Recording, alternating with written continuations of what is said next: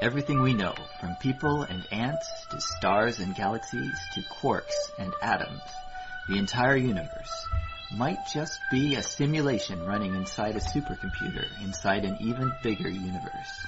Ancient philosophers said that the universe is a dream that we're waiting to wake up from.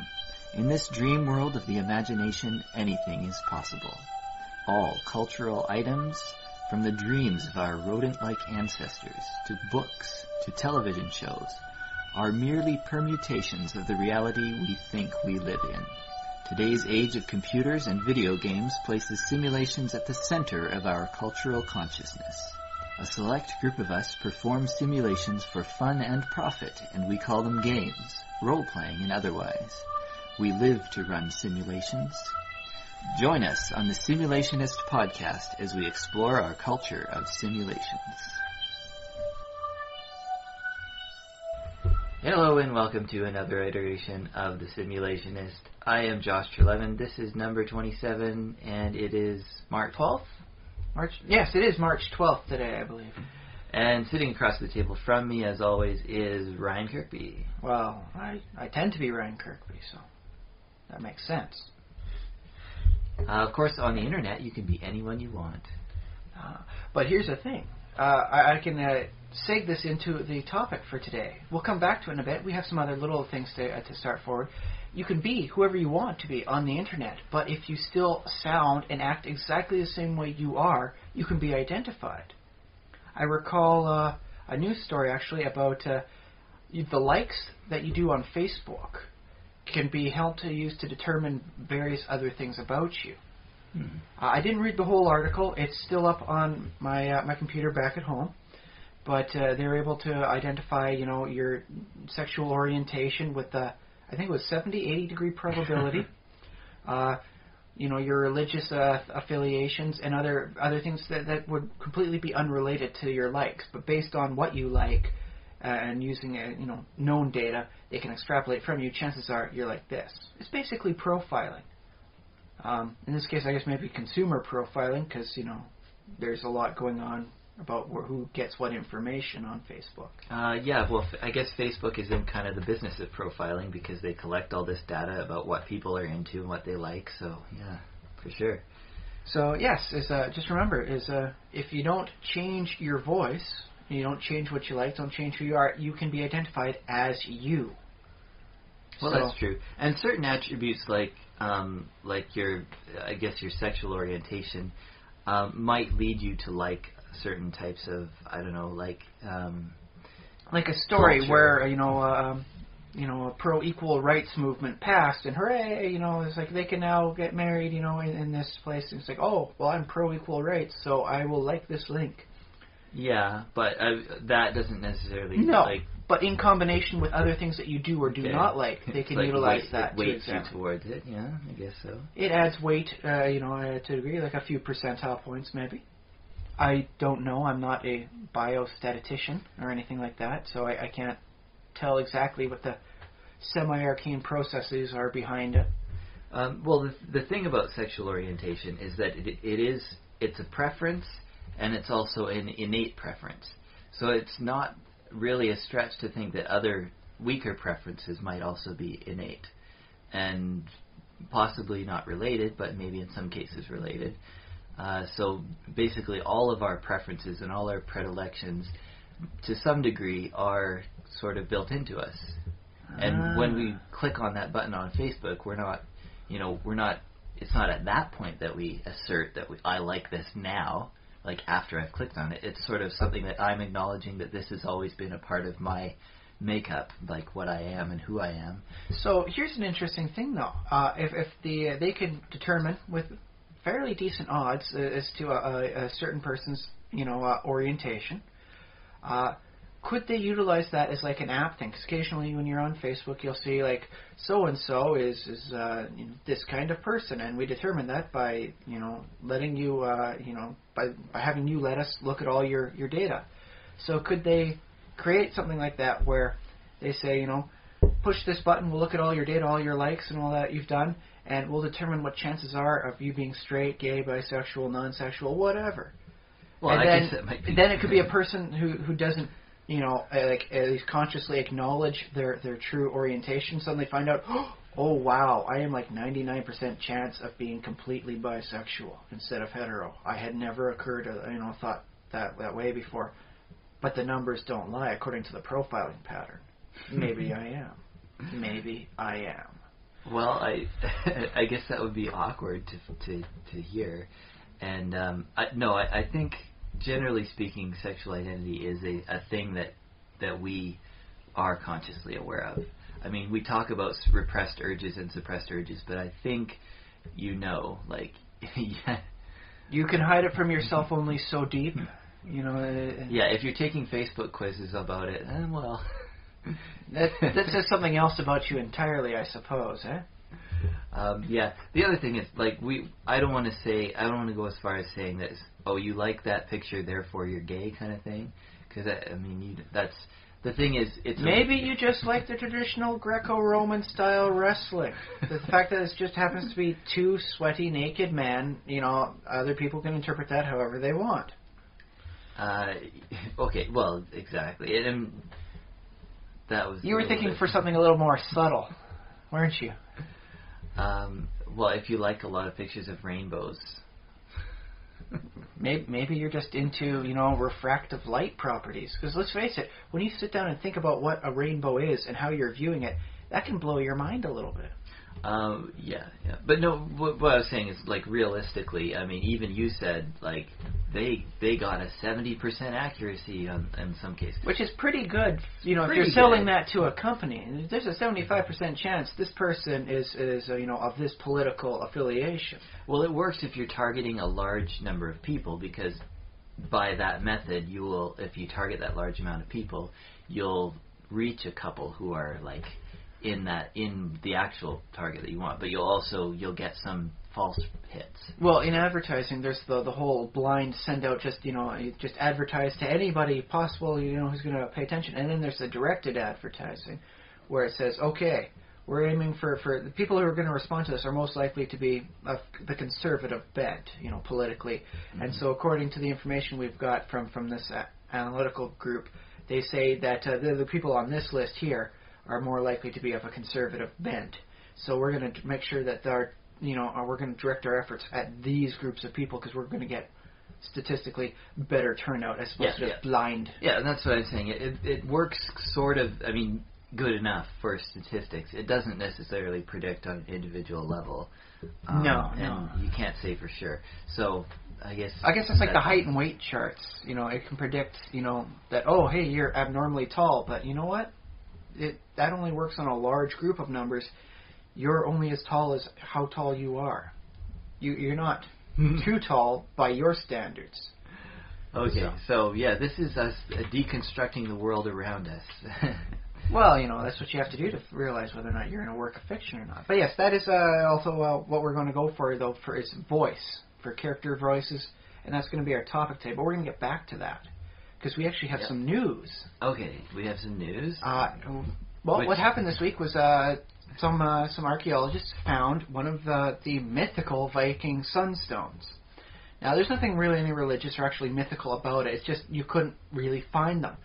Viking people had a habit of taking their dead comrades and putting them out in water and burning all of them and their wonderful possessions. It was a nice. I gotta admit, if you ever see like a burning boat out in the distance, it has a beauty to it, and you get the symmetry from the reflection off the water. So yeah, that'd be a good photograph to take. Yeah. Yes, I'm sure a lot of photographers have ruined a lot of boats trying to get that perfect snapshot. But finding the sunstone, or a sunstone. There wasn't just one. They apparently had them for as many as they were boats. But finding a sunstone was very hard because it would get cracked and ruined and otherwise. Okay, so what again is a sunstone? Okay, yes. A Viking sunstone would have been a block of like a quartz mineral. It's off-white. Imagine an eraser made out of a quartz crystal. The big erasers, not the one in the ender pencil. Yeah. Make it a little thicker, but you get the general picture about that. Now, the fun thing about it is that when light gets reflected through there, it refracts into two images on the other side. Now, not clear enough to actually be like a mirror or anything fancy or high-tech, but it causes two images. It splits the light. Now, if you orient it such that the two images align over top of each other and just become the one image of the light as it goes through, you have a perfect east-west thing when that light source is the sun. So you can tell which direction is east and west even when you cannot see the stars. You can't see the sun. You can't necessarily navigate properly back then. Well, you can't see the sun, but obviously, like, the sun is shining through the clouds, and there's enough light somehow through even the thickest cloud layer that you can figure out which way is west and east, and that way you don't get lost so necessarily and wind up going south out into the ocean waters and kill everyone on the boat from starvation. So this would work when it's raining too? Apparently, yes. Mm-hmm. It worked in all kinds of weather so long as it was daytime. They were a little hooped at night, but if it clears up at night, you can do all sorts of other things to help determine where you are and all that. I guess there's the stars. That'll help you. Yes. But I like this because, it's a validation of a long-held idea about how the Vikings navigated and why they were such great navigators. It's why did they not get lost? Is they had the tools. They had the talent. They made it work. But it works nice in novels and in D&D and other types of games. You don't necessarily need to rely on something like magic to get all your answers out. Don't need magical gizmo for everything. Sometimes just a little know-how, or just say, like, for instance, I don't know what a sextant does. I know it's a navigational tool. I know you can determine where you are in the world, based on like a latitude or longitude, one of the two. And you can figure out where you are on it based on the sun and where everything is. But I don't know how it works. I think you can do latitude with a sextant. Longitude, you need a book of references. Big book of chart tables to look up. Yeah. But yes, with a nice book for a reference guide and a handy-dandy tool, you can figure out where the heck on Earth you are without needing any more advanced technology. Don't need any GPS. That's just it. And we've had the knowledge on this sort of stuff, well, our forefathers did, for thousands of years. Maybe not perfect, back then. I mean, they still had to double-check all their numbers and make sure everything's just right. But the knowledge was there. Now, a lot of people, if you don't know how a sextant works and you're trying to figure out how to navigate around in a gaming system, just say, yes, this is a little magical bauble that tells you where you are. It's a magical GPS. And you don't need that. And if you want to determine something else, like, we'll say you're navigating through the astral plane, you don't necessarily need a magical item to determine how far things are. You could just say, yes, they have a tool. It's called the willy-nilly. And from that, you can help determine, and navigate where you are in relation to some known items in the astral plane. Yeah, that's a good idea, and you can use that a lot. One point I wanted to make about that, what often happens with magic in D&D, and there is that quote about Arthur C. Clarke. What is Any sufficiently advanced technology is indistinguishable from magic. Yeah, but I also want to say there's a corollary to that in low-level magic and those gizmos that you're talking about, in that in a game of D&D or a simulation or some kind of story that you're telling, and if you don't sufficiently explain a gizmo or an item, it might as well be magic. And so in some ways, when I talk about doing magic arcana and stuff like that, when you simulate that, if you were to get inside magic and say it's not, like, it's on one level it's just like magic is just the end of the story when it comes to inventing a gizmo or bauble. But some artists like to go inside magic and say, yeah, but magic has these inner workings and there's these inner forces, and maybe it's a science of its own and that sort of thing. So in that way, a science of its own, although occasionally you need chicken gizzards to predict the future. Well, yeah, exactly. Yeah. But the thing is, those chicken gizzards or those little components, it might actually work in real life because... Or it's at least an analogous to real-life technology and know-how. Like, maybe there isn't a line between these gizmos and arcana. Maybe they're actually the same thing, and it's just arcana is a way of describing these intricate stuff that we kind of don't really understand, but it happens and it works, right? No, that's not a nice way of thinking. I do like to picture it from a D&D perspective, whereby for the low-end magic items, anything you can create as a magic item, according to the rules presented within the Dungeon Master's Guide, can likely be done by a mundane item for a fraction of the price. So, let's face it, how many ship captains are going to have access to 1,000 gold to blow on a GPS unit? Chances are not a lot. That's equivalent to $10,000 in like real world monies, give or take. Yeah. Okay. Assuming the silver, which the average person But you works, think they're going to be able to afford these sunstones? It's a simple, piece of stone chopped in a proper sized rectangle, and that's all it needs to be. It just has to come from this select source, so that the light, when it comes through, is of a certain refractive capabilities. It's like Damascus steel.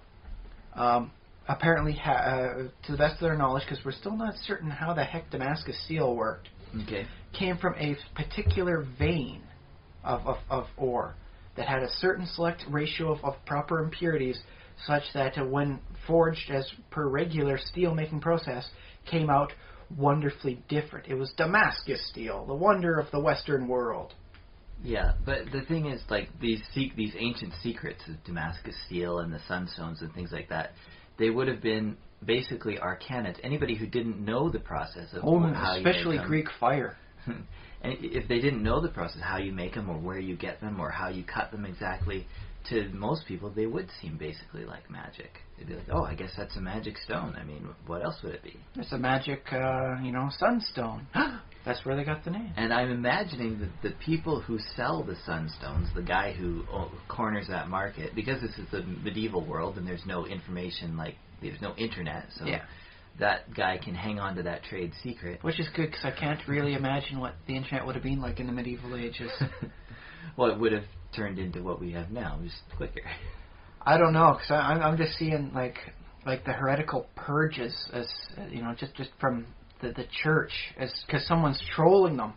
Just start up so many new and angry, just horribly extra vindictive rampages against not just witches, but blasphemers and anybody who freaking trolls us on the internet. I don't know, because they were not willing to take a joke back then. Well, and yet maybe anonymity does allow people to do things that they wouldn't normally do or say. Well, I'd like to think that what the internet has done for us in our age is, and it's done this like personally for me, I'll say, is that it has brought kind of a broad-based enlightenment to kind of the masses, and even like more so than it's ever definitely done. Helping to dispel the ignorance thanks to some proper websites, the Wikipedia, Snopes, and the like. Places purposefully dedicated to getting rid of the stupid. Yeah, well, and now that I think about it, of course the internet also does its own part in spreading dumb ideas. Every like that you click on, every time you click like, they will donate $1 to the cause. Yeah, that sort of thing. Yeah, but no, so I'm saying, like, you might be tempted to say, oh, this mundane item is so much cheaper than magic items, everyone will use that and no one will use magic. But I think one of the main, like, catching points of fantasy is that you require, because if you start adding these little bits and pieces of technology, it turns into almost a sci-fi or steampunk setting. So you kind of need that magical barrier. You need that, to say that, no, mages have a monopoly on cool stuff like navigational tools and stuff like that. Generally, in the world at least. I guess maybe you could have some wiggle room for players to. Well, I think that does highlight some of our personal differences. Like I, for instance, have never been happy with the ruling that the craft alchemy had to, have the prerequisite that you could cast spells before you could make alchemical items. Mm-hmm. I would have liked that for it to have been anybody. It's just that they tend to be expensive, require a large startup, and those barriers alone keep the average person from doing something stupid like making alchemist fire. Well, in a way, I'm sort of on your side, because I think that Arcana should be, and I guess this is getting beyond D&D because we're talking about house ruling and tweaking systems, but I think Arcana and casting spells should be something that sort of anybody can learn. Like, as long as you learn the right motions to go through, you can cast a spell. Like just like the D20 rules that they had for Cthulhu. Anybody can cast a spell, but there's some other ways you're paying for it in that particular case. Yeah, something like that. Sanity points, attribute, damage or drain, depending on how bad the spell is. And, there's always the chance, that something else takes notice and then all of a sudden you're dead. Yeah, because for convenience, like D&D partitions characters off and says, okay, this is a wizard, he's the only guy who knows how to cast spells, this is a fighter, if you're good at fighting, there's definitely no way you're into books. So you would be interested in making a more classless system, as opposed to a class-filled system for D&D. I think the only change I would make is that I would allow for certain skill checks or possibly a feat.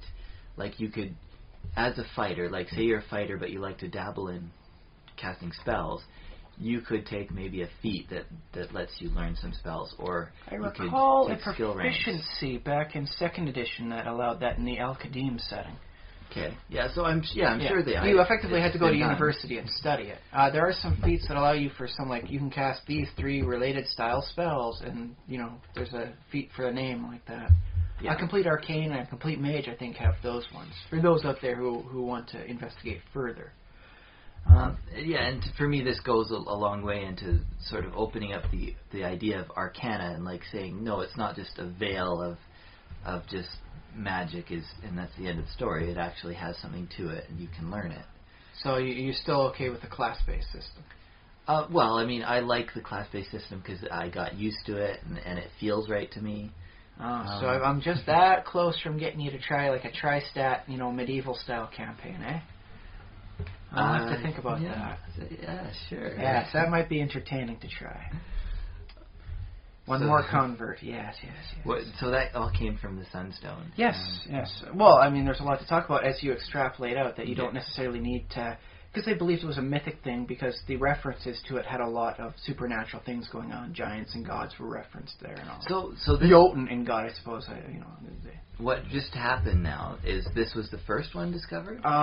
They've been able to figure it out. It was very high degree of probability this is like a sunstone used for this purpose because the other items found around that were also based around navigating, So, this is all, stuff you'd find on a boat. What's this one item doing here? It's shaped like the sunstone. We've been able to recreate what would be a sunstone, and yeah, it actually does work. Whether or not they came up with it as we have envisioned it now, it was always up to dispute. But it looks like it's that much closer to becoming like 100% certainty. Well, that's pretty cool. Yes, I think it's nice, and it's also good to let everybody know that sometimes what you think was supernatural was just a little bit of know-how. And it's not too hard to include similar items in your campaigns, in your novels. It doesn't necessarily need to be magic. Yeah, and I'm saying you can go either way. You can say, oh, it's a magic item, or you can say it's a mundane item. Well, it definitely works along the lines of the whole careful around mages. They're tricky people. Yeah. With the whole, nothing up my sleeve sort of thing, and the next thing you know, oh, dagger. Yeah, now you're gutted.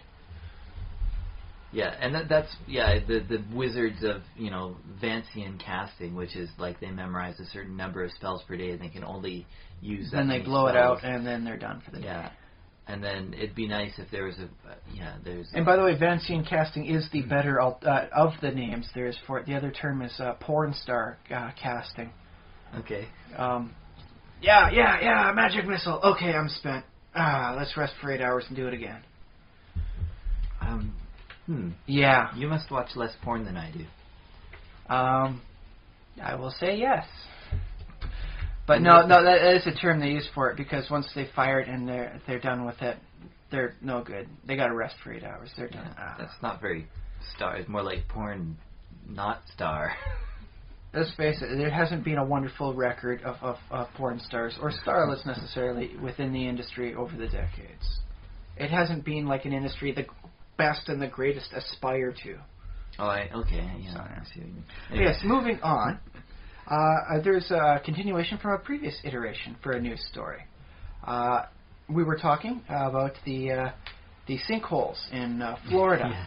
and how a person got lost, and various ways to interpret that, if you want to assume it as a nice basis for an illuminated thought. Recently, a golfer was golfing and was sunk by a sinkhole himself. He survived, thank goodness. It wasn't in Florida. It was actually just southeast of St. Louis, over across the border in Illinois. Wait, across the border? Florida and Illinois don't No. But St. Louis is actually right on the border. If you go any east of St. Louis, you're over in Illinois. Okay, St. Louis is in Missouri. Yes, but it's on the very eastern end of Missouri. So if you keep going east, right past St. Louis, you're in Illinois. Yeah, what does Illinois have to do with stuff? Well, that's where it happened. I said it was southeast of St. Louis, but it's not actually in the state that you would associate with St. Louis. So just making sure for those out there who are looking, I think it's like Waterloo, Illinois. Okay, yeah, no, you just confused everybody with. But anyways, those who live in the area, I'm sure were very happy to have me, at least geographically aware of what the heck's going on. Okay, so I guess I missed a step there because I thought you were saying it was like Missouri was bordering Florida. No. Wait, No. Okay, just double checking the map in my head. No, that's not right. Okay. But so it wasn't in the Florida area. So it's not just sinkholes are isolated to that state. Apparently, the Earth is hungry and it's eating people all over America. Yeah, sure. Just another thing to put out for there, for you guys to think about. I just want to I'm going to steal an idea that I heard on another podcast. I forget which podcast it was, but they were saying that this is typical pattern seeking that. Once you start looking for sinkholes, like basically they happen all the time.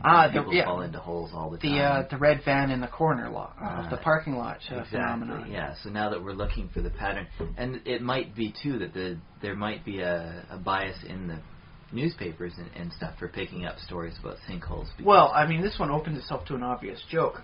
Golfer is golfing, and so all of a sudden he becomes the one in hole instead of the hole in one.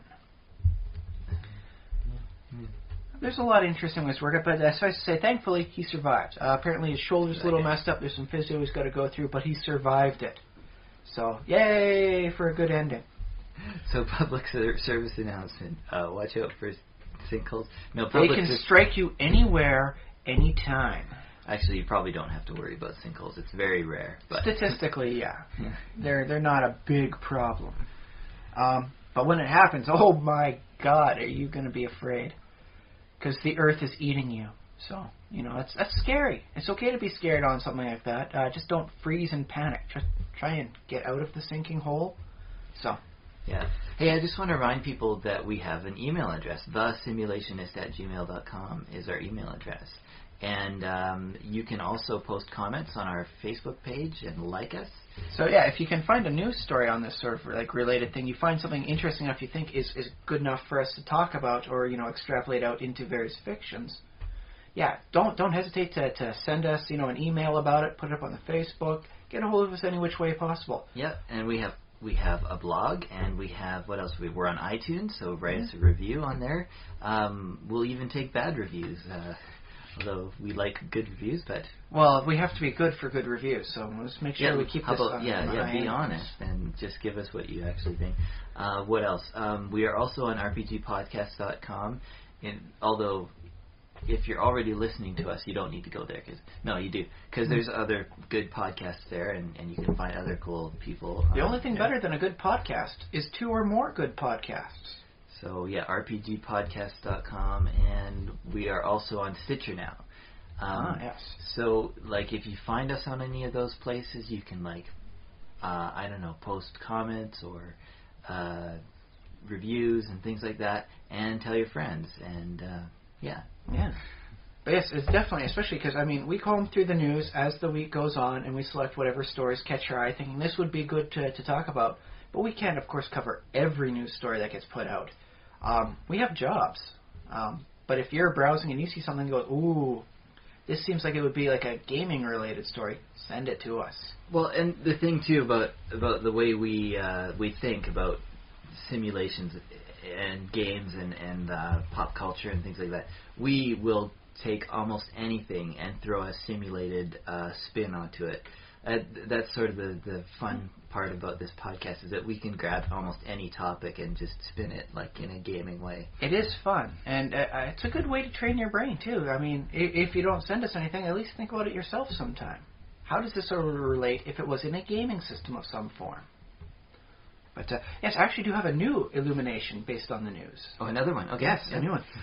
Wrigley, the gum people, they make Big Red and the double mint spearmint thing, And yeah. Basically, if you have a mouth and you've got teeth, you've chewed some of their gum. Yes, they have decided they're going to start selling chewing gum with caffeine in it. The amount of caffeine per stick is apparently going to be about half that of a small cup of coffee. But yes, caffeine-infused chewing gum. Yeah, I believe it. And, well, I mean, maybe not. Maybe it's not true, but I believe that it's something that you could do and you could probably Well, they've had nicotine gum for a while. Yeah. It's funny. I actually kind of thought I had heard about this before, so I don't know. Well, it might have just been some other small name thing. They try it for, it's just like this is going to be our gimmick. We sell caffeinated gum. Yeah. Whereas when Wrigley does it, this marks a trend in the industry. Well, do you remember and Drew Carey, they made caffeinated beer? Yes, Buzz beer. Yeah. I kind of wanted to try it, but it was fictional, and I am not, to the best of my knowledge. So that was a bit of a barrier. They made Duff beer, though, from The Simpsons. Yeah, I've seen what that did to Mr. Gumble. I don't want to become a Barney. But yes, I think it's just interesting to note that they're saying what the additive they're adding into their food. But a wonderful thing about a lot of conspiracy theories is always how they're poisoning you. They're poisoning the land. They're putting chemicals in there to mess with your brain, man. And technically, caffeine does that. So it totally meets the requirements for a conspiracy theory. All you have to do is find out all the negative things of caffeine and trump them up. I guess so. I mean, except the fact that they're actually announcing and saying that, yes, this has caffeine in it. In which case, you can work it off as like they were trying to put something else into the gum, some mind control, chemical, but that really didn't pan out well. But at least they developed some interesting new technology, so Plan B is a new type of gum. And that's how you can tell that they're trying to put brain chemicals, brain alteration stuff into your head through the gum. Yeah, when are they going to come out with LSD gum? There's some legalization stuff. Although, if they were to set up a proper plant in, say, maybe Washington State, pot gum, marijuana gum. That's such a good idea. We gift that upon the world. Somebody come up with that. What could possibly go wrong? You don't have to credit us or anything. Just although if we're ever in the state, maybe offer us a free stick of gum. Yeah, that'd be good. Yeah, I'd like to try and sample the fruits of my own brain. Although officially that was not an endorsement of marijuana consumption at all. Officially. Right. Officially, do what you want. And that may or may not include marijuana. Well, as long as it doesn't harm anyone else. Yeah. If you want to stab people, don't. And please don't say we gave you the idea or the right to do so. Well, now, okay, yeah, now we've gone off on... But yes, so it's always nice on a conspiracy theory to keep in mind they're poisoning our food and water. And the fact that they can put caffeine into chewing gum, just all willy-nilly, is a nice, easy way to think about it. Because, honestly, take a look at a lot of the stuff for the list of what's in your foods. There's chemicals you don't know about, you've never cared to even look up. You could take one chemical that works through a few of your foods, put that into your novel, put that into your campaign, and just use that and start freaking out the players or the readers in real life. Well, that depends, because if you have a large audience of real-life people, they can look it up on Wikipedia and find out, hey, that sodium benzoate doesn't do that. In that case, you've fallen for the secondary plan. We just made you smarter. We made you learn. Or... Ha-ha! There's no winning against a good conspiracy. Oh, I see. Okay. In this case, good being, that we either get you to learn or at least get you to think. I'm happy with either. All right. So, fair enough. You've fallen into my conspiratorial trap, my friend. Yes. It tastes delicious. The fruits of my victory. But yes, so that was just a nice little thing I noted.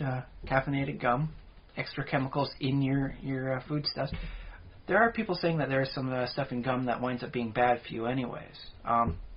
Google it. Look it up. Decide for yourself whether or not it's true, or it's hyped up, or it's completely bunk. I've already made up my mind. I think gum is fine. I think it's at least partially fine in limited quantities. You know, you get those kids that wind up having the full pack of gum, you know, in the course of like a few hours. And they turn into a giant blueberry. Yes, sometimes they do. Other times their jaw just starts aching as they don't spit out the old gum. They just have the one massive wad of slowly hardening gum in their mouth. Oh, but like, wouldn't they be like champion? Like they should do that and like build up their jaw muscles super strong, and they can enter like contests and stuff, and like hang off of bars like by their teeth and chomp through like coconuts and stuff. Well, that's one way to go through life, and there's certainly a valid way if you can make it a living. But I just think think the guy who like bites bottle tops or the tops off of beer bottles. I've seen that. My teeth hurt just thinking about it now. Thank you. That cannot be good for the enamel. I don't know. Or maybe he's got enough cavities filled in his teeth. He's only biting down on the metal part, anyways. He might be biting down on the metal part, but I often think about that. It's the same deal with the fists breaking the wood and the cinder blocks and stuff. Well, that's like a little different because when you're training with the whole martial arts punching, what's happening in your bones, if you were to able to like have like Superman X-ray and microvision, you could look in and you could see every time you're doing those little punches and swinging the stuff around, and every time you block with your forearms, microfractures are happening in your bones. Sometimes after a prolonged thing, you can experience like, it feels sore, and not in the regular muscle way. That's the soreness in the bones. You're getting microfractures, and then it heals and gets stronger? The microfractures heal, and they become stronger. And they become stronger until eventually you wind up, having, like hand, and arm muscles, and that are nice and honed through vigorous physical activity. And then your bones themselves achieve wonderful strength of concrete. Well, that may be so, but you could effectively achieve the same goal by wearing some kind of like outer a plastic guard of some But don't forget, the goal of martial arts is to be prepared at any point in time for a fight. You don't always have time to say, whoa, guys, you can knife me in a moment, or try to. Let me just put on the arm braces and the whole chest protection. Yeah, basically what you're doing when you're toughening up your arms and stuff is you're basically building in yourself your own arm braces. Yes, and they've actually been able to determine on like X-rays, post-mortem, and pre-mortem, while they're still alive, determine who is like a martial artist, like an active one, based on the bone density X-rays. And they can see who is kind of did it once or twice and then kind of got lazy and started just sitting in front of the TV. Yeah, that'd be embarrassing. Well, that's the thing. After a while, the microfractures go back to a little bit more normal. If you're not constantly doing it, the microfractures don't constantly keep healing over. Your bones stop adding on to that protection, and it just winds up slowly going back to a basic state. It's like muscle. If you get yourself a decent set of pipes by doing exercises and then stop, you're not going to keep those wonderful biceps forever. You're going to lose them as they go back to your basic state. Well, that's funny because I thought bone would be like a little bit more permanent. Well, maybe it is longer lasting. Yeah, than muscle. It's not on the same scale as muscle, of course, but especially when let's face it, osteoporosis is a danger for many women out there who aren't taking in enough calcium. If you're not taking in the proper calcium, it starts getting robbed from your bones. Yeah. So you can offset this by making sure you have the proper daily required amount of milk. They can dig up skeletons, though, and they can say, this person had a, leg or shoulder injury or whatever when they were, young, and it healed over, obviously, but the evidence is still there. Right? Oh, because that's not a microfracture. That's a fracture. And that winds up becoming something a little bit more noticeable for the rest of your life. Okay, but the microfractures, I guess, that sort of heals on a slower scale than actual muscle. But yeah. Anyway. Well, actually, it heals at about the same rate muscle will heal, but when it goes back towards its basic state, it depends on many other factors. Like I said, you're not taking in enough calcium, it slowly gets robbed from your bones. Okay. So there is that to worry about. So drink your milk, kids. Or, I don't know, eat yogurt, take some vitamin pills. However you get the vitamins in your system, get the vitamins in your system. It's good on levels you don't even comprehend. Is calcium a vitamin? It's technically a mineral, but it's included in a lot of the vitamin pills. Okay, yeah, calcium. That's the thing you need, right? Yeah. In this particular case with bones, but get your A, get your D, get your F, get the entire alphabet into your system if you can.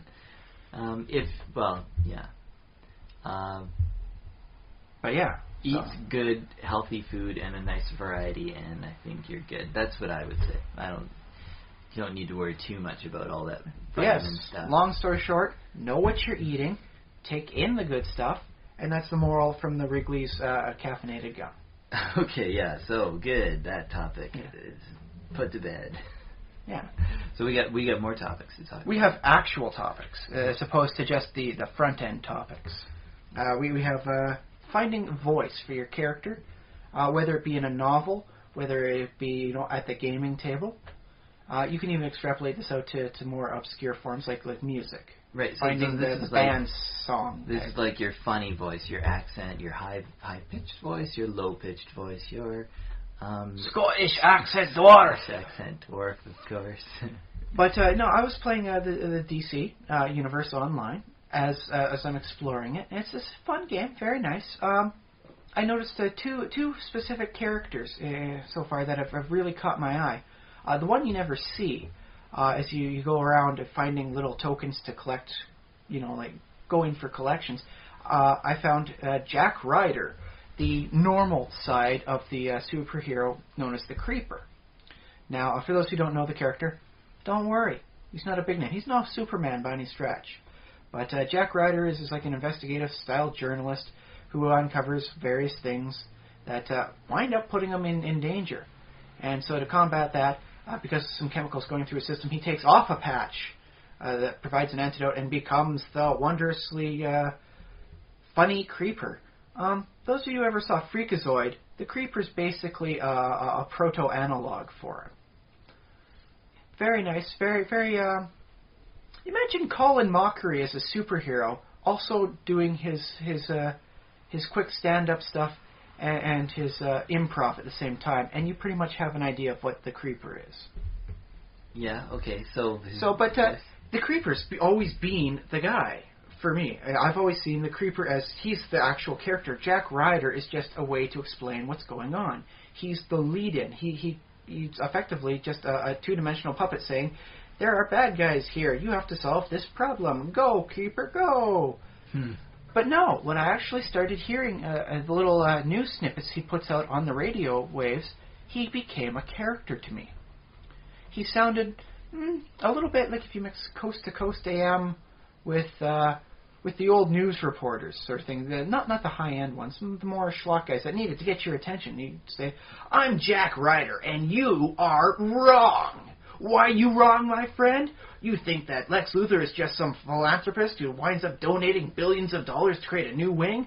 You are wrong. He's doing that to get the genetic material so he can create his own army of cloned super soldiers. And if you don't believe, you are wrong. So he suddenly became just an actual character to me.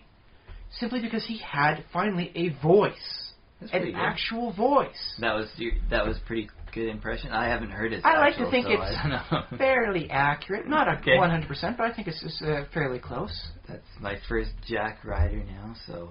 So yeah, he clearly had a wonderful voice to him, and that suddenly turned him from a two-dimensional excuse for the plot into a character. I would want to see more of a story now featuring Jack Ryder if you keep the personality and the voice consistent for him on that. Yeah, and often like what we do in D&D, like if you're the DM, you kind of forget and you get a little lazy and you forget to do voices, but I think that's pretty important. It does add extra level of connectivity. It turns the NPC that gives you the quest into, oh yeah, we got to get back to the Archmage here. He will love what we found. Let's get it to him. Yeah. no, we don't need to explore that one last room. It's nothing in there, I'm certain. Let's go. And actually want to interact with the PCs, PC NPC interaction. NPCs, yeah.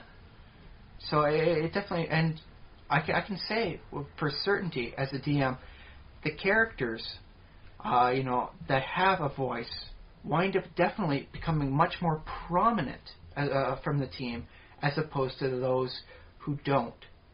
I know you can do D&D just stating what your character does. I waste them with my crossbow, moving 10 feet over this way, doing that.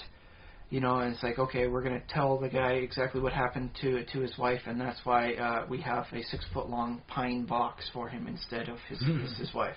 Well, this is fine, because a lot of times that might be how you get, like, shy people into the game. Yes, I don't say that it's not a valid form. But the people that definitely wind up voicing the character that they're playing will wind up stealing the limelight, as it were. Yeah, I think you have more fun if you do a voice. I think provided you're comfortable with it, of course. You're not comfortable?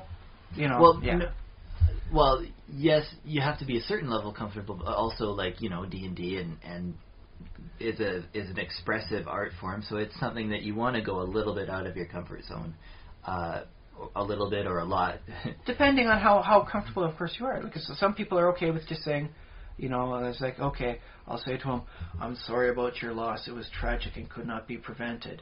And other people will just stay in character and they'll only like put the one hand up on the side of their head when they're speaking not in character. Yeah, and for those of you who can't see us, which is all of you, unless some of you are peering through the window, Ryan has this thing that did you invent it, or?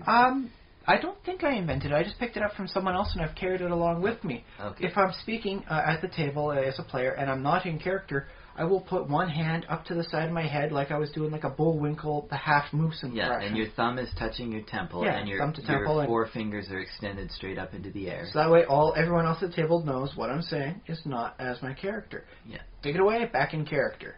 That's your out of character symbol. And I think it also, in this case, it gives me a little bit more leniency with the DM. If I put the hand up to the side of my head and I start saying, okay, listen, it's a goblin here. Chances are he's not got good armor. He's only going to have an AC 12. I think you're going to be fairly good, even though you're the mage, just by swinging your staff trying to hit him. You got fairly good odds at connecting. I think you're all right with doing that. Even though what I said was completely meta and frowned upon by many DMs to think about it. I'm frowning right now. But just by putting that up there, just explain to him, I think you have a fairly good odds of this. It's, he's AC 12. You don't have much of a 2-hit, but it's still fairly good odds at actually hitting and helping out here. Put the temple up to the head. I found the DMs are a lot more lenient at that. Because I'm not saying it to them, like, in character, the goblin only has AC 12. You can still hit it. Attack! Apparently I was playing a bard there. I don't know. Maybe a very charismatic paladin that does some stage work. I don't know. That's true. Well, as a DM, what you have to do is you do have to convey that all of the information that the character would have, and they're allowed to forget a few things. But yeah, you get that across, and whether you do that sort of in character or through narrative or with your Bullwinkle head, Bullwinkle hand, yeah. Yeah, whatever tool gets you there, I think that's fine. But the thing about voices is, if you do a character voice, you can say, well, now I do this as my hero guy, and have a nice heroic voice, and then you go back to your normal nerd voice for and I move him 5 squares to the 5 squares over, 5 squares up, 1 square over to allow for this, and it goes like that. It definitely does when you can do the different voices. Not everybody can keep up such a sustained character, for up to 4 to 6 hours at a stretch sometimes. That's why I like to make certain I'm doing it with the Bullwinkle, hand. Sure. Well, but I mean, D&D is very you do play for 4 to 6 hours, but often it's like. Although I am still going to try and get the whole D&D basic where we just try 1 hour at a time. See how much you can get done in just 1 hour. Oh yeah, I want to try that. Still need more other players. You don't get all that spotlight time necessarily. It's not 4 to 6 straight hours of being that character, but but it can be fairly draining on a person that way too. Well, it depends. Once you get into it, of course, it's easy. And if you have a history of that, like if you've done acting in the theater, should be able to pull it off for a few hours at a time without having any strain. Well, I'm thinking depending on what voice you're using, you should be able to feed off the energy of the other people in the group, and it's not like you're the only one role-playing, unless you are. Hopefully you're not the only one role-playing. But maybe, in some ways, maybe you're kind of putting on a show for the other characters. And of course, putting on a show and being the center of attention can be its own form of high-energy entertainment. And it does use up your resources. It uses up your energy a bit. Mental resources, definitely, to keep in mind, okay, this character is not me, it's a little puppet. How is he portrayed? Yeah.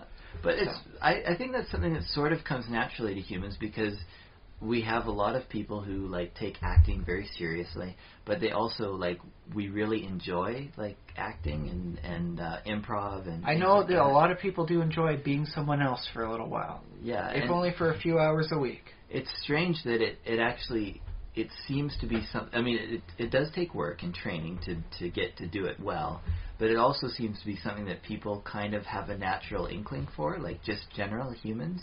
We tend to be able to do that empathetic thing and to become another person, the whole role-playing thing. And I think that's built into us. I think that's why we enjoy role-playing. I don't see it very often in the animal kingdom. You don't see two bears, cubs playing around, and one of them suddenly pretends to be a deer as the other one, runs after it. Yeah, I don't exactly. see that an awful lot, if at all. Yeah. If they are playing a deer, it's not as a deer as we understand it from our perspectives. Yeah, one more reason why humans are great, or I guess they're great. Well, we're pretty good for something that has very little natural defenses and otherwise is considered basically spam on legs. I mean, technically, most of us don't even have the endurance that got us to where we are now. Humans were endurance hunters. We'd wound something and then chase it till it collapsed and then kill it and, cook it, eat it. That's why we have dogs as pets. They were one of the only animals that could keep up with us. Everything else just kept lagging behind and just stopping after 15 minutes.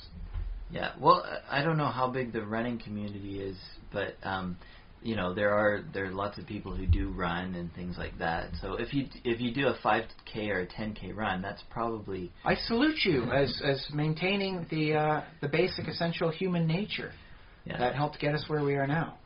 It was from endurance running. So you don't necessarily need to be the fastest. You just need to keep it up for the longest time. So, those 10Ks, the marathons you do, I'm never big on whoever got crossed there first. I'm just happy that you get so many people crossing the finish line in the end. I would like to see more of that. What percentage, successfully completed, what percentage dropped out. I think they well, I don't know. It's never as highlighted as the first person that crosses the line, though. Yeah, I can't remember the last time I read a story about a race, but I think they include the number of participants and they always say how many people started. They don't say what the percentage completion rate was. Well, you can find it if you look it up, but it's not. You may have to make an inquiry here and there to figure things out, but yeah, use Google and, But so it's a thing. But yes, that's a tangent we were on there. We were talking about voices. Yes, I think it works well in the written novel. I recall one person talking about a friend who had a story. And the story was very well written. It was just like one of those kind of like Da Vinci Code things, but apparently better written, according to from what I've heard on this guy who's telling the story that I'm telling to you. It was wonderfully done, well written, except that everybody spoke with the same voice. And it wasn't bad at first, but the more everybody kept talking, and the more you'd realize that this isn't how a person from this background is likely to phrase their words. The more jarring it got, and in the end he couldn't finish reading it, despite the fact it was well done, well written, and everything, punctuation, spelling done right, grammar's perfect. But he had to stop when the Pope said, let me clear my schedule and I'll get going. Because that's not how the Pope would sound. No matter which Pope they elect, I'm fairly certain you're not going to hear the Pope say, let me clear my schedule and let's get going. Yeah, that doesn't sound popish. Yeah. So you can clearly see especially in positions of roles, that certain people would have certain voices. Yep. What came to mind though when you say like this is bad that everybody has the same voice, I think it can be done well to have a common voice within a work of fiction, and I want to bring to the table Buffy the Vampire Slayer, where to a degree, I will note that Giles definitely had a much different way of speaking than the kids, but all the kids did have what's now known as Buffy speak. Yeah, and I think that basically anything that Joss Whedon writes, he will put like a little bit of Buffy speak. Yeah. And I think that's his voice coming through, or maybe how he thinks kids talk, or something like that. I would like to find now a candid camera style video clip of him speaking and see if he actually speaks that way. Well, a lot of it too is very like intricate, the language, and it's very interesting because it sounds like it's supposed to be just natural, but when you look at it, it's very like it's packed with meaning, and it's got double meanings, and very good, clever wordplay. That's why I like Joss Whedon. Even some of his lesser known works that never got acclaim or were otherwise reviled. I like the wordplay. Yeah. So Kevin Smith is another person of note who makes sure to have a consistent voice amongst characters, where every once in a while someone will unleash a wonderful soliloquy, just wonderful monologue for their own stuff, as everyone else kind of fades into the background. It seems like while they're talking, they're telling their story. Now he says himself, he doesn't speak that way. None of his friends speak that way. It's kind of an idealized form for him on how people would speak. Yeah. Well, if they had all their crap together in their brain and they were able to let it out cohesively, that's probably how they would speak. At least he imagines. Okay.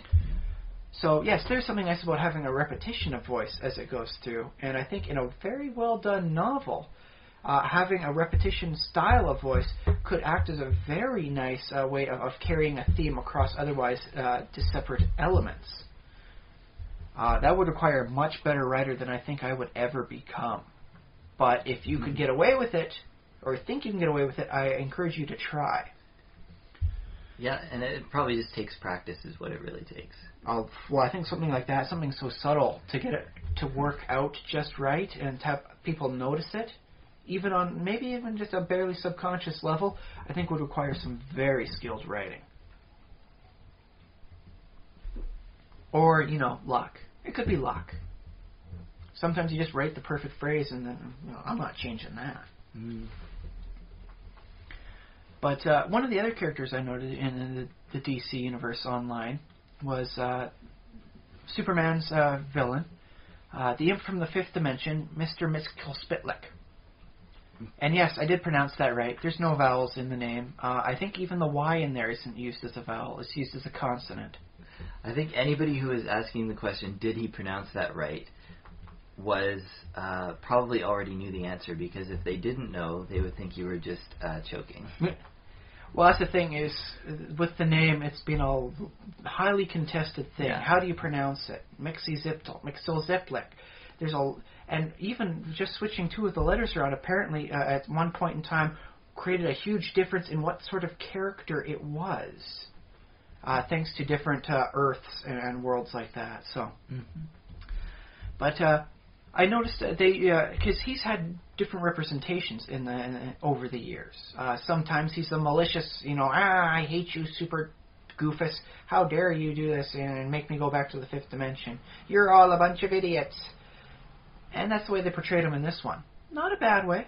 I liked one of the other versions where they portrayed him much more as just a lovable goof, just trying to get Superman to start thinking instead of just, I have super strength, I will punch everything until the day is saved. His goal is to cause chaos for the purpose of making sure Superman keeps his wits about him and keeps thinking laterally as opposed to just, I can beat stuff up and, nuke it with my laser eye beams. Okay. So I like that representation better. I like that voice. Oh, I see, yeah. Because it's really very much two different voices for how he's portrayed. Which one's the more valid one, I'm never one to say.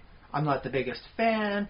I don't know all the best of history. I just say I like the other voice that serves more of a purpose as opposed to maliciousness. But that's funny because you say it serves a purpose, but it seems to serve more of a narrative purpose, as in like getting Superman from A to B. and it seems less of a, like he has less of his own motivations. Well, I can do this here. I can bring back a topic we used earlier in the iteration. One of the ways for Superman to beat Mr. Mxyzptlk is to have him say his name backwards. As the old joke goes, if he had any brains, Mxyzptlk would change his name to Bob. Thus, it's technically impossible to pronounce backwards. He gets to stay forever. But, yes, he has to pronounce the word Kiltipsism to get him to disappear for a period of time, sometimes about 90 days. In one of them, Superman decides he's got a plan. He puts himself back up and everything's back. He's Clark Kent. And he goes to a convenience mart being run by Mxyzptlk, causing all sorts of havoc. I don't know. Crazy items that change people. And he grabs just a candy bar off the thing, and he says to Mxyzptlk, "Excuse me, sir, these aren't my reading glasses. I can't really see what the ingredients are. Can you help me out here?" And Mxyzptlk thinks, "Okay, just another guy," and he starts reading it, and then he doesn't realize that Superman had quickly written in Mxyzptlk backwards, and so the last word on the ingredients list is sodium kiltipsism. And then he goes away for 90 days. And so that's Superman thinking, think outside the box. I'll make sure things, work out, and I don't have to beat anybody up for this. I guess that's what that is. That just sounds silly to me. I mean, it's whether or not you want to portray the character as this a malicious evildoer that works, with the Super Friends sort of mentality of I'm evil and I hate you sort of thing, or the goofy, let's have a fun story with Superman. He saved the world twice in the last 6 months. Let's have a fun story with him. Okay, yeah. Maybe it's best to keep both voices technically for him and say which one you want to go for. Sometimes he can be used for the goofy, fun story. Sometimes he can be used for the malicious guy like you cannot physically beat. So he's a nice physical challenger to Superman. Because keep in mind, if he's from a fifth dimension, Superman's effectively like a drawing to him. You can manipulate things as easily as you could just drawing things on paper. So there's some interesting things about that. But it is interesting that just how different the character is when you give him a different voice. So that's something I especially noted this week for it. Yep. But voice doesn't necessarily need to be applied to just how the characters speak. It can be used a little bit more loosely. You can apply it to bands. Some bands have a very distinctive sound about them. You can tell that so-and-so's being, is singing this sort of song based on how they've composed the lyrics, what sort of pace they're using. Oh, they don't go with a fast pace, they go with much slower sort of thing. So, it's just got to be him when I can't decide which of the artists it must be. Oh, it's this kind of song, he does it, it's most likely him. For any given particular artist sort of thing. Voice is definitely a term that is associated with music in a lot of different ways. There's even a show called The Voice. Oh, yeah. I'm thinking more like, we'll take the artist Pink, for example. Okay, an example? Yeah. She sings a little bit more aggressively than a number of other people. When bad things happen to her, she sings about anger, and she sings about the emotion and how she gets back, and she's going to start a fight. One of the actual lyrics from one of her songs. Yeah. The song. Similar instance, if circumstances were to happen to Taylor Swift, she would write a melancholy song about how she's lost the love of her life. Again. So, same experience, come out with two very different songs because of the voice and the mindset of the various singers. If you can understand where I'm going from.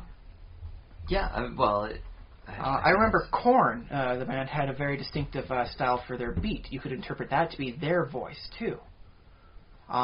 Rush has a very distinctive style as well, not necessarily just Geddy Lee's actual voice, but if you notice the song is about 9 minutes long and very rhythmically complex, chances are it's a Rush song. Yeah, that's just how they are. That's their voice. You can also work it to less vocal things. You gave me, for instance, a couple weeks back, I was trying to, on my incredibly, horribly belated NaNoWriMo story, of trying to come up with a way to properly describe the fighter in the group. He was not a talkative person. How much of a voice does he have when he doesn't talk? And you helped me out with the concept that he speaks through his fighting style. If he was very angry, his fighting style would become much quicker, brutal.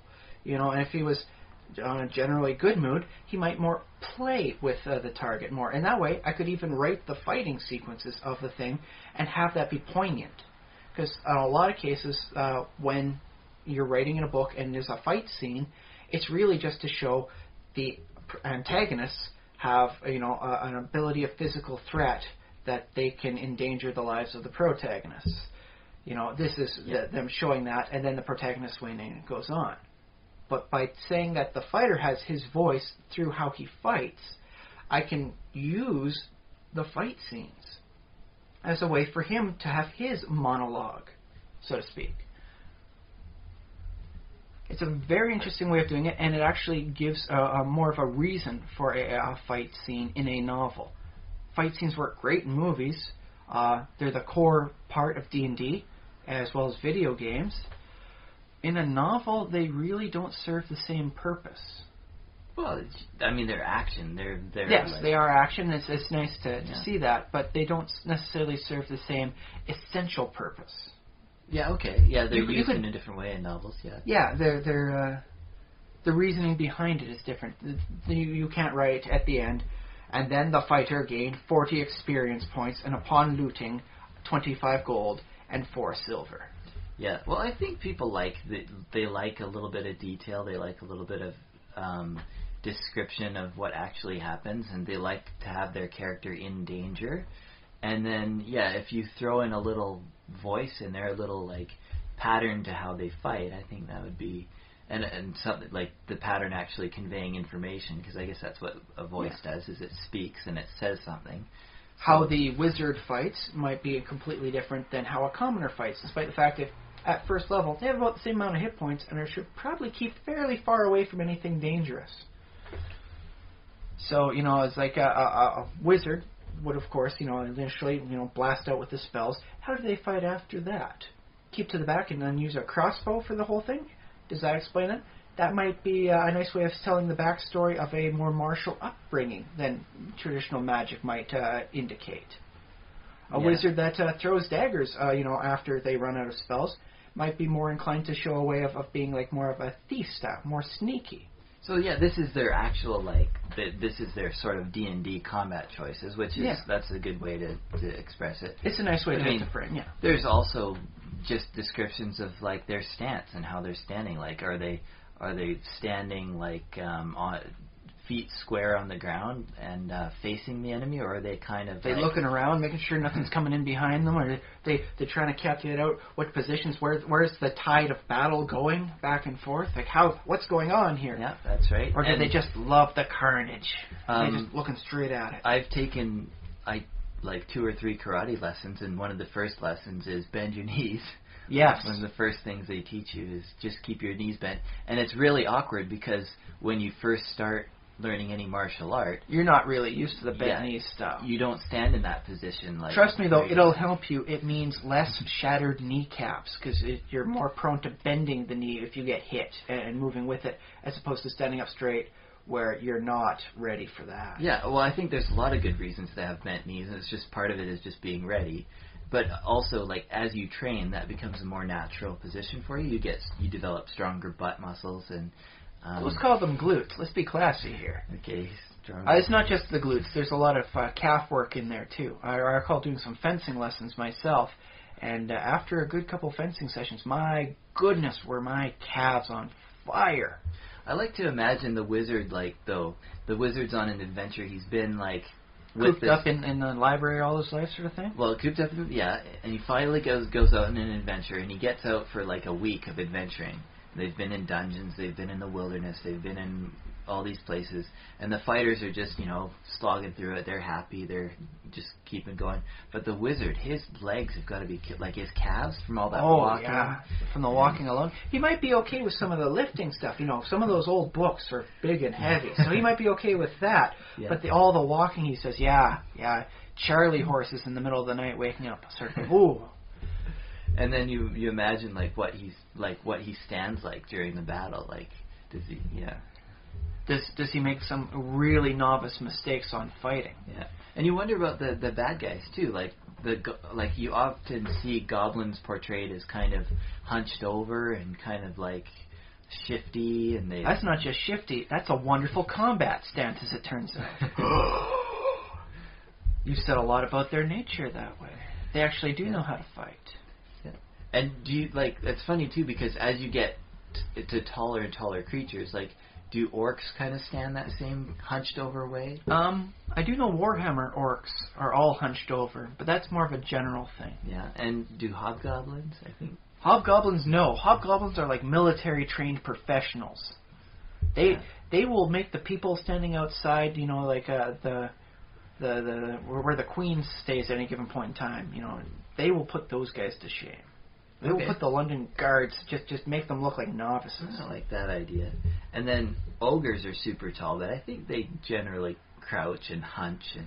Well, they do spend a lot of time in caves where I think crouching makes sense. Oh yeah. But that might be an interesting tangent for a topic for another day. The amount of size and creature and stuff going through caverns. Ooh, yeah. Because a dwarf does not look like how you might want to be like if you were going through caves. You would not want to be rotund. You would not want a bunch of loose hair coming out of your face. Depends. If you have lots of grease in it, it might be alright. Well, yeah, but you're still going to get all sorts of weird crud and grime in there. Do they care?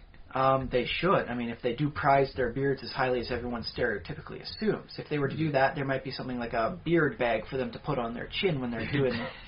I don't know what the proper term is for it. I'm assuming, what the stereotypical dwarf has got, like a really big mountain man style beard. Yeah, so sure. You can't just put standard cloth strap under there. That's not going to hold it. They got a dwarf beard.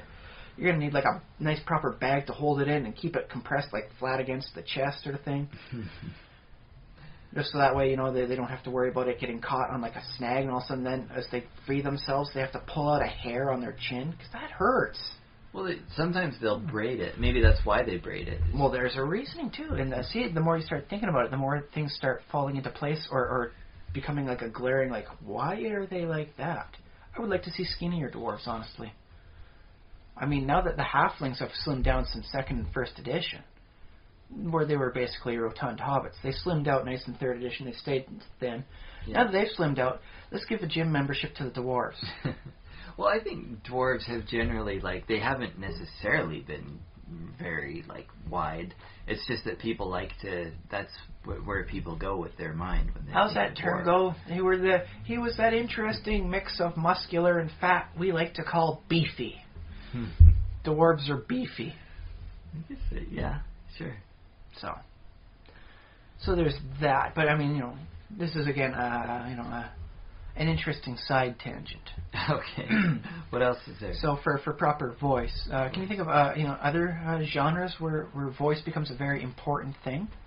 Have we? Oh, well, have we done video games? You started off with video games. I made a passing mention to video games, as a way to start off with that. It might be a whole other topic, but just the fact that video games will have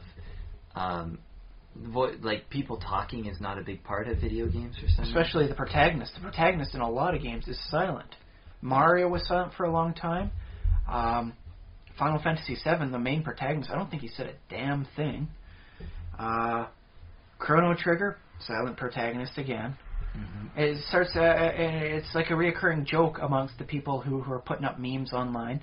The protagonist doesn't say anything. How is he getting, the female, love interest to actually fall in love with him when he has all the character of a sock monkey? Because he's a hero and he, kills all the monsters and he's awesome? Well, there is that. But that only goes so far. If he can't even say, yes, I love you too. I found as we adventured together, my love for you is deepened. There's a mixture of deep respect as well as the love I initially found when I was infatuated upon first sight. Wouldn't that be just a much better thing? Especially if he was a silent protagonist for so long. Finally speaks, wonderfully eloquent hero. I don't know, that particular speech didn't. Well, that was just off the cuff. Okay, you're gonna have to work on that.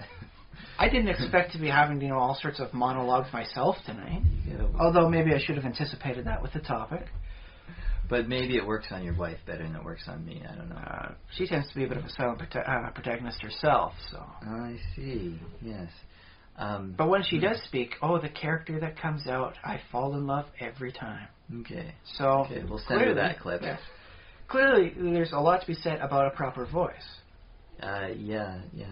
Well, in video games, I always thought that the reason that the protagonist is silent is because the player is supposed to be kind of evoking their, saying, oh, well, I feel that I am the protagonist. Yeah, that's the role for the player. But there are games where, you have choices of what you can say. Yes, the Mass Effect series was a very nicely and modern example of that, where you definitely were able to cultivate your own character and persona on the choices you made, as well as the comments you made in relation to talking with people. Yeah, and so you can say different things. That's always a little bit limiting. It's funny because video games do some things pretty good. They simulate combat kind of it feels a lot quicker than D&D combat in most circumstances. I'll say that. That whole dialogue thing just doesn't feel like it's the same level. I mean, it's fun to play with the dialogue games, but it's not the same level as D&D. And sometimes it doesn't always work the way you anticipate it to. When you want to play a good person but stern, sometimes it turns out, I guess you made a lot of evil choices there because you seemed heartless. It's no, dude, I'm just not, letting these people become a bunch of codependents around me. And so you're reading it much deeper than the video game designers who said, okay, bad guys are going to be stern dicks, and the good guys are going to be like lovey-dovey hippies, and that's how we're going with it. Shoot 2 lines. Yeah, exactly. And this is why tabletop games are so much better. Oh, yes. Yeah. The infinite variety and infinite characters just cannot be beat, at least until artificial intelligence comes in. Then I suppose we double-check how everything is and go from there. Yeah, we'll get back to you in that. If you are an artificial intelligence from some time in the future listening to this, get a hold of us, figure out, let's come on down to our table, let's see how well you role play. Let's have some fun with this. Yeah, if we're still alive, I guess. Well, I'm assuming we'll be alive. We're all in the Matrix, maybe. If we're in the Matrix, then we just have the save file reloaded for us. Yeah, true. Yeah. So, at least I like to think that's how it can go. And then there are video games. I think they just do it for fun or for just to be different because they'll have you say something, they'll have you evoke dialogue, and it always feels weird because it's I didn't say that, and it says it speaks a line of dialogue for you. It's oh yes. And you say, I wouldn't say that. I wouldn't have phrased it that way particularly. But I guess that's what has to be done, or it's done for comedy sometimes, or just Which actually, there's another thing. Comedy and sitcoms, proper voice does mean a lot. I recall back to the Seinfeld stuff. What was the general theme of Seinfeld? It was nothing. Talking about nothing. Yeah, it was just about, I guess, the characters. Poor people and their lives. But without George being that bitter little acorn of a man, or Kramer just being the semi-spaz, or Jerry just trying to find the only sane man solution to all the problems that keep cropping up every week, would it really have been the same TV series? Would it have been as loved if they had slightly different voices? No, Jason Alexander, the actor for George, is not that bitter a person. Please don't assume he is. He's a wonderful guy. Yeah, don't assume that actors are their characters. Which is a problem a lot of people apparently have made over the decades. Well, it's an understandable thing, and I think actors kind of expect it now. It's a mark of a good actor if they can evoke, such a powerful response that it transcends their role in the series. Yeah. So if somebody comes up to George on the street, his name is Jason Alexander. Jason Alexander on the street. Yes. And expects him to be George, I think that guy is kind of used to that, and he's kind of that comes with the territory. Although I gotta say, if I was going to ask him to be any one of his characters, I would totally ask him to be Duckman. Yeah. For those of you who didn't see it, it was 4 seasons, kind of raunchy, but so good. Yeah. His rants were amazing. I won't repeat most of them because, we tried to remain somewhat family-friendly, and no, not all of them were. The best parts were not.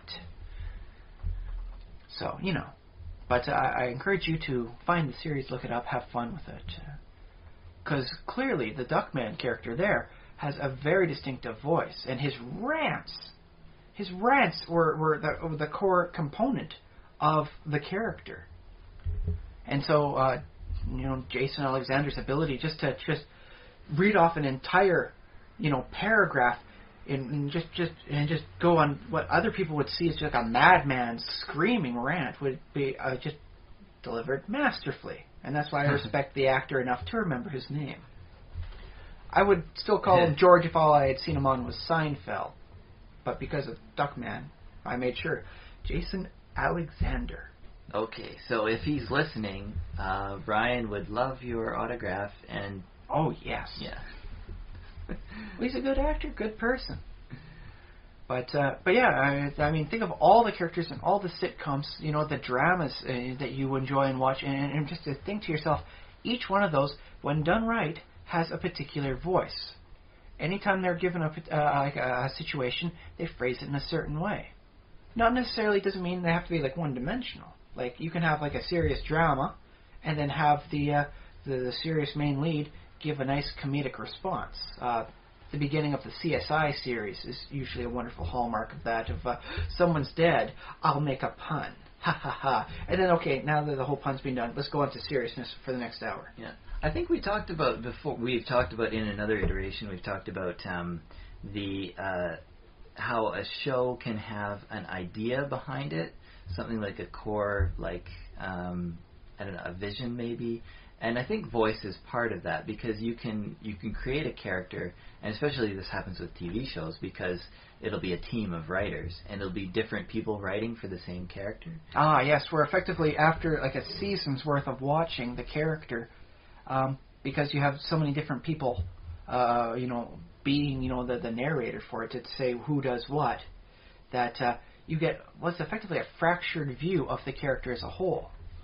It's very close, but never perfectly homogeneous. Yeah, and I don't want it to be because I want art to be real, and I want art to be created by people, and I don't necessarily want it to be perfect because then it's real life, and we have real life. But you do worry of sometimes with like fandoms where they said, okay, this person was kind of a jerk, in this episode. What was going on there? Why were they so much less empathetic than in this episode here? And then you get the wonderful, conspiracy ideas and theories about the mental state of this character. And it's like, no, it was just written by this person here who really sees the character as being a little bit more gruff than the other writer who saw them as being a little more sympathetic. And so a good example, the example is Doctor Who, with all of his different incarnations. Although I think I can work it decently with The Simpsons. Because they've been around for 20 years. Yeah. You have multiple different versions of Homer. You have the super stupid Homer. You have the semi-proficient Homer. You saw mostly in the first couple seasons jerk-ass Homer. And it's all really the same guy. Supposed to be at least. Yeah, well... But so many seasons, so many different writers, it starts going in different ways here and a little different way there. Well, I do wonder, too, because, as a human being, there's... I'm a different person when I'm, driving around in traffic and yelling at people, and when I'm, because, honestly, sometimes they deserve to be yelled at. Exactly. I'm a different person when I'm, in a courtroom, defending myself for punching somebody in the street, or... Punching the driver after yelling at them. No, that never happened. Hasn't yet happened. The future is infinite. People have... And it's actually... It's sort of a fact of life that we have different chemical things happening in our brains. Sometimes you got low blood sugar. You're a little more confrontational. Yeah, and different times of the day. There's a time of the afternoon when people are generally sleepier. Yeah. Earlier in the morning, later on in the evening, just after lunch. Yeah, and in some cultures they just turn it into a nap. We all just. And I think we might be doing that in our culture soon. We might be bringing the siesta back. I don't know. I kind of like it once because I don't take a break at work. I just keep on going, make sure everything's done, and then when I'm done, I can crash later. Yeah, that's my work mentality myself. That's what you want to do because you want to get it over and done with. But I don't know if that's the most healthy way to work. It's of course, definitely not. The thing about your work is it's very repetitive and it's just the same. There's thing. infinite variety within the sequences, but there's always something to be done, and I always find the time goes by quicker if I'm doing something as opposed to that 15-minute break I'm supposed to have, unless I'm needed, in which case I'm getting paid for the break, so I got to go back on. Yeah. But imagine if you had, like, your dream job that you really liked. I did have my dream job. The company declared bankruptcy, though. Yeah. But you could work... Well, and imagine if your family was not... And this actually was true for you, too. It wouldn't be true if your wife has a baby that has to take maternity leave. But generally speaking, you worked with your wife. Yes, that's how I met her. Yeah. So that would have been pretty good. And then you could take a nap in the middle of the day. See, but that's the thing. When I was at work, my lab job where I met my wife, it was incredibly repetitive. They would give you two big breaks throughout the day, not just one, even though it was still an 8-hour shift, simply because the action was so repetitive, you needed to stop, clear your head, and relax a little bit. That said, even with that, it was pretty darn fatiguing by the end of the day. But I'd still try, if I wasn't going on break with the lady who would wind up becoming my wife, our breaks just happen to coincide very frequently. Oh, geez, guess how that happens. But no, if she was off like in another apartment for the day sort of thing, I would just hold off on my break until maybe about the 5th hour. And then it's like 3 hours left and 1 hour's break. So, hey, yay, take my big break then, double it up. Then I come back 2 hours, done. Okay, yeah. But anyways, when time and circumstances allowed. I won't give away too much about my job, but it didn't always allow. Sometimes breaks had to be at certain times. And yes, I don't think sleep would have been approved up there, because then you come back a little groggy-headed, and no. Okay, well, anyways, that's my idea anyways, but... don't get me wrong, I always appreciate a good nap. I just can't trust myself to wake up after 15 minutes, 30 minutes. Sometimes that lasts until 2 hours later. I'm trying to think, though, of if there's any examples of, like, statistical... things happening more frequently statistically at certain hours of the day because people tend to be in a certain mood. Oh, definitely. You can see that in the fast food industry. There's a 6 o'clock rush, an 8 o'clock rush, and a 10 to 10:30 rush.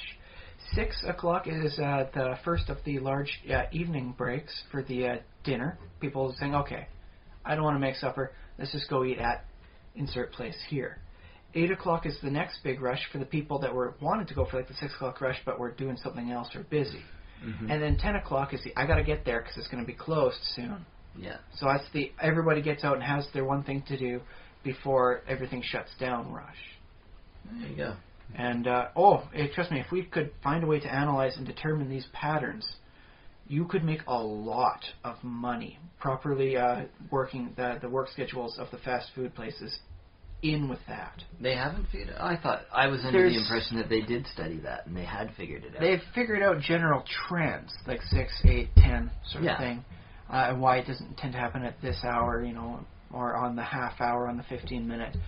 But there's so many factors, it can't always predict. Some days, everybody wants a cheeseburger for some reason. There's no cheeseburger sale happening anywhere, not even with their competitors. Everyone just wants cheeseburgers. Yeah. Well, that's the thing. Who was saying randomness is clumpy? I forget. That somebody said that. Well, I recall one time back in the day when I was working at Dairy Queen, for some reason, everybody within the span of 2 hours that was coming in wanted poutine. Unprecedented levels of poutine. And this is not a place known for its poutine. We can do it up here in Canada. It's not bad. Yeah. But it's not like poutine you go out and search for. It's not, like, I am going to go here because they serve poutine. And so the only way I was able to figure out any sort of semblance for why everyone was doing it was that upon looking out, it was they were wearing decent clothes. It was Sunday in the early afternoon. To the best of my knowledge, someone gave a sermon that somehow made everybody listening to it want poutine. Don't know what the sermon was. Would have been very intrigued to hear it. But That's the best I could come up with. They were all at a similar location, experienced something that set off a mental trigger. They all wanted the same food, and thus they started ordering poutine by the 4-pack. Well, maybe that happened. I think it might just be a coincidence, but... Well, if it was coincidence, and it was lumped together, so be it. But the only connecting factor that seems to be is that they were decently well dressed for people going into fast food places like Dairy Queen. Okay, yeah. So, yeah. Maybe it's clumped. Maybe there are patterns we still can't figure out. Some sort of triggers that get people wanting stuff. Don't know. Or we haven't figured it out yet. My goodness, just imagining what you'd have to do to start analyzing all those variables and start determining that. Yeah. Because to properly analyze whether or not the variable is valid, you have to find a way to isolate and manipulate it or examine it under normal conditions where that's the only change. So if you have a character who's, like, acting out, like, not of the normal voice, like, not their normal voice, you might be able to excuse it, like, explain it away by saying that the character was in a bad mood or had, stomach ache that day, or maybe a good mood on the other hand, or maybe they just feel especially I cast aggressive. a move, curse, on the paladin jerk face tonight. Do we have the good paladin back? No? Oh darn. I thought you were cursed. Yeah, something nice way to subtly send info to players. It's like the DM sends you a little note, and you're now cursed, you act like this. It's a nice way to tip them off without having to really force the hand, So, if the other players are, of course, attentive enough, there's a big variable there. Sometimes they won't see it even when you smack it out of their hand. Yeah, well, and if you want to be a good player, too, like, sometimes you can pick up cues, even if you're just looking at the DM's own, shifts in his own voice. You might be able to pick up cues about what he's thinking about where the adventure is supposed to go. He's not even thinking about this adventure. He's waiting for the pizza to get here. He's just stalling us with this goblin who wanted to parlay until the pizza gets here. Then we're having a pizza break. I can totally call that right now. Be forgiving of the DM who does that, though. They're just making sure it's not a complicated time where no one winds up getting hosed from, a pause in the game. Because, hey, pizza break. It's essential sometimes. Oh, yeah. And you're going to want to wash your hands afterwards. You don't want to get grease all over your dice and your character sheets. Right, exactly. Well, we've been talking for 90 minutes now. All right. We hope you enjoyed our voices. I think we have distinctive enough voices you can tell the difference between us, even if you weren't able to tell the difference in pitches between us. How I turn a phrase, versus how you say something. Yeah, and I've been listening back to these, and I've noticed some things that we both do, like repeatedly say the same words or the phrase that we go back to. I don't think I've said anything. Well, I probably have said some of my phrases over this course of this podcast, but I do like to change my phrases out as I pick up new phrases and read more. Yeah. But I got a kid, so I can only read so much. The time is being diminished. I have to find another way to update. Oh, and that reminds me, it's segue. It's not just seg. It's when you move to a new topic. Yeah, I'm shortening it. It's the hip new version. I'm just segging in. Oh, I see. Okay, yeah, segging. I'm gonna try. I'm gonna try verbing it. Let's see if we can make that take off. Okay, we're doing segging now, so that's our thing. Yeah, we'll see if it takes off. Maybe it will, maybe it won't. At least I tried. Okay, so thesimulationist@gmail.com, thesimulationist.com. Or just look us up on the Facebook. On Facebook at facebook.com/thesimulationist. Thank you very much for listening. I've been Josh Gillette. Take care. And send us money.